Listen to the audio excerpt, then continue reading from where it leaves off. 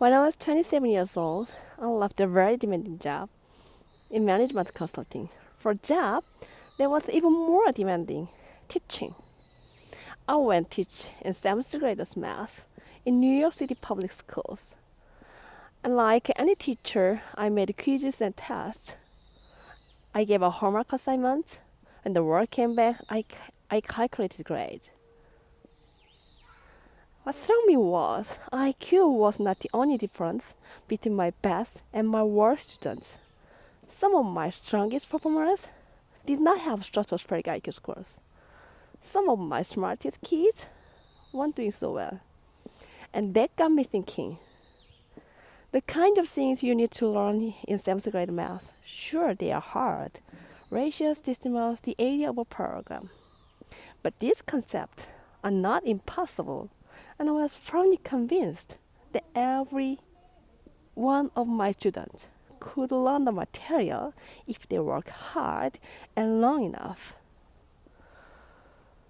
After several more years of teaching, I came to a conclusion. What we need in education is much better understanding of students and learning from a motivational perspective, from a psychological perspective.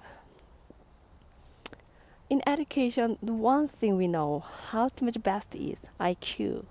But what if doing well in school and in life depends on much more? Depends on much more than your ability to learn quickly and easily.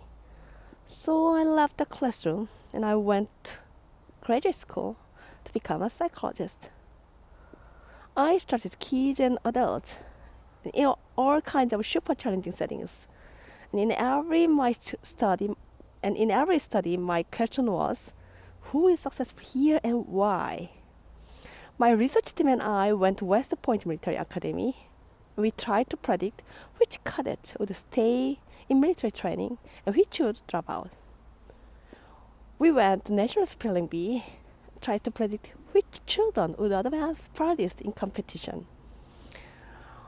We studied rookie teachers working in really tough neighborhoods, asking which teachers are still going to be here teaching by the end of the school year, and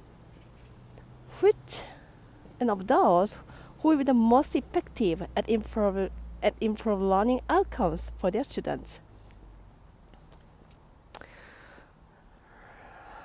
We partnered with private companies, asking which of these salespeople is gonna keep their jobs and which salespeople earn the most money. In all those very different contexts, I came to the conclusion